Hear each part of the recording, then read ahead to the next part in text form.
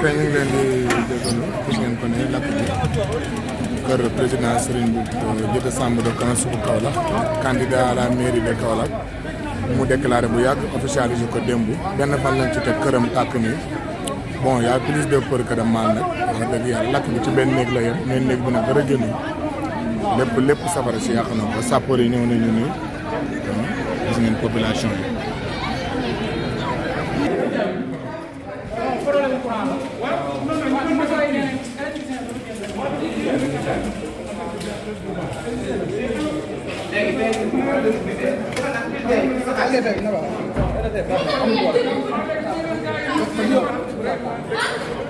mbokk yi ñu ngi leen di nuyu. su doon may gars yi ñu dóor ba pare moo gën a fay moo gën a important.